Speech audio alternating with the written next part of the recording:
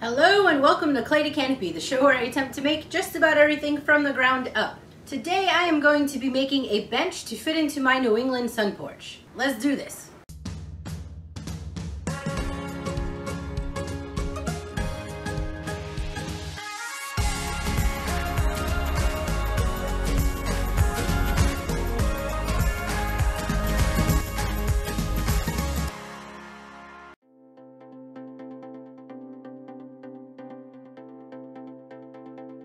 If you have been following along with me, then you know that when I made the activity box for this New England Sunporch, I made an extra piece of fabric and an extra cushion that was way too big and did not fit into the frame of the activity chest, and so I decided to make a second video where I make a bench that goes along with that and accompanies the striping on the activity chest. So I still have that piece of fabric and that cushion. I'm going to be using this today, and I'm going to be building a traditional mortise and tenon frame the same way you would build a chair. I have this giant chunk of poplar that I have cut some pieces off of, and so I'm going to go ahead and cut this block on my bandsaw. And this can be a very risky move, and a lot of people will use a fence, but I have found that I do a lot better with me just eyeballing my line. And I've chalked up a line here that I'm going to do, and just cut it freehand.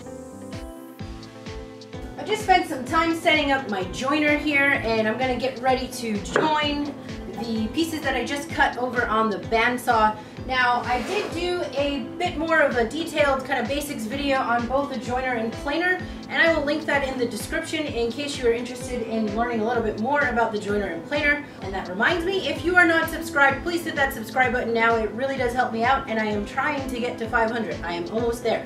Alright, I'm going to go ahead and mill up these pieces. I performed a step milling process where you mill in slow stages so that the wood has time to acclimate and change. This stuff has been sitting here for at least 3 years anyway, so this chunk is pretty dry and I didn't have to worry too much about movement, but just as a precaution, I still gave this a couple days of sitting here once it was milled. I also have some of this pre-milled poplar that I got at Home Depot. It's sold by the linear foot, which is way more money than you should pay for it. So if you have a way to join and plane it yourself, then I highly recommend that you go to a raw lumber place, because you'll be paying a much cheaper rate because you're absorbing the cost of the labor to do the milling yourself. If you have a joiner and planer, you probably already know that. But anyway, you can buy some hardwoods at Home Depot. Poplar can go from a very light blonde color to, as you get closer to the heartwood, a very greenish kind of coloring. So I may just give this a stain. I don't know yet. I'm gonna go ahead and build out the base before I make that decision. I don't like the thickness of this stuff. It has been sitting around in my shop, so I'm just trying to use it. I sized them down to the exact measurements I needed for the top frame.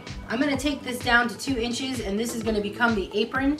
At this point, I would be cutting in my mortise and tenons, and I wanna make sure I allow extra width for the tenon, so I'm measuring with a little bit of extra. That tenon is gonna sit inside the leg. I'm gonna be hand cutting my mortises with the aid of a drill, and then the tenons I'm gonna do over on the router table. I think it's gonna be my best bet to use the router table to go ahead and do my tenons. Alright, so after this crazy mess that you are looking at, I got this propped up. I need this to be 18 inches in height. I know that a standard seating is somewhere between 16 to 18 inches. Because the table is a bit higher than most, I designed it to be a little bit taller so that it would be at a good height for working on. But that being said, I cannot go with 16. It is a bit wonky, needing a bit of extra stability. So when I ripped that really wide board off, I had leftover pieces. I'm going to clean these up. They are cut to the perfect size. I am going to just do a half lap with a smaller lower apron. So I'm just going to do that also on the router. So that's my next move. As soon as I get all of the joints situated and I have a dry fit that's good to go, I can go ahead and begin my glue up. Now the glue up I will probably do in a couple stages, where I do 2 sides first and then go ahead and glue the whole thing.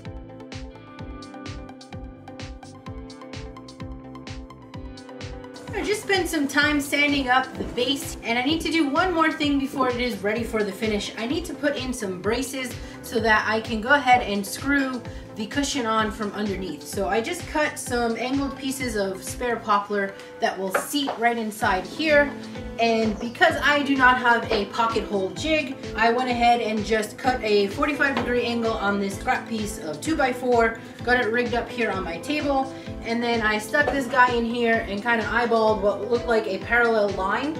about halfway into where the wood piece was so that I would have, you know, some space there, not worry about any kind of splitting. So now I can just take this and seat it up here, get my bit and just drill following that parallel line. I will have to start it off at a side angle and then tip up my bit to get placement. This is just going to take place of not having a pocket jig for me. So, you know, it's a pretty basic way of doing this. I will have my angled hole so that I can go ahead and sink 2 screws in. The reason why I'm not gluing this in is because I'm dealing with end grain, so I cannot just put some glue in here and like hope for the best and squeeze it together, because I'd be gluing end grain to face grain and that's just not gonna work. So we'll be sinking in some screws. This should not take too much time. I will be taking it slow, a little bit gingerly, just because I don't want to split the wood here, especially on this frame.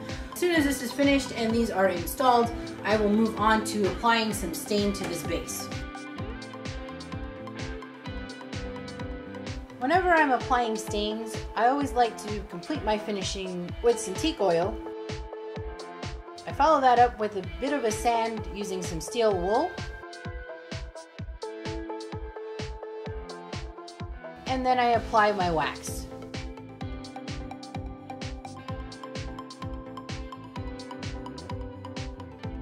With the finishing complete, it was time to move on to my upholstery. I stitched these stripes of hand-dyed fabric that I dyed in a previous video. Come on, come on. I need this fabric. Don't put your ears up to that, oh madame. Do you think I can have my fabric back? What if you laid on this one? You lay on this one?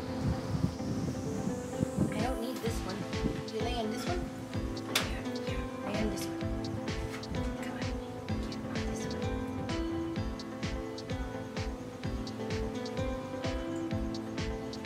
Here.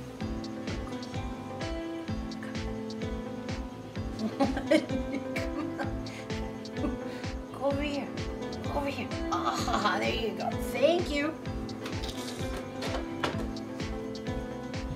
Oh, sometimes it's just not easy.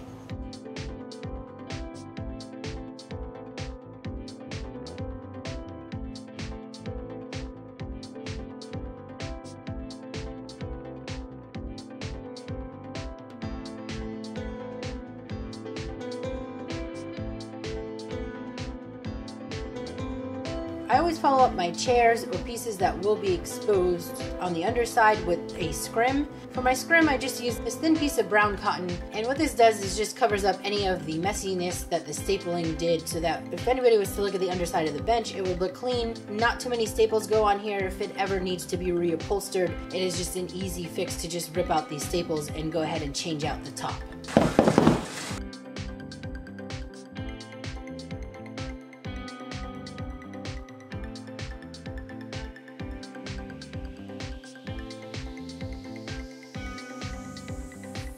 Alright, here she is finished. I have to say this is probably the most traditional piece of furniture I have made to date. I did use the basic techniques that you would use to construct a chair, except I didn't put it back on it. But I tend to break all of the woodworking rules when I'm working on my own artwork, but since this piece is meant to function, it had to be traditional. And this is the first ever traditional piece of furniture that I have made, in the sense that it's not quirky and crazy, not like the table with those crazy tiles. But anyway, I'm really happy with it. I think it turned out great. I'm gonna add this to the rest of the environment. I've got just a couple more projects left and I will be done. I'm gonna call it here. I hope you enjoyed this video. Please like, share, and subscribe if you have not done so already, and stick around to watch the rest of this room come together.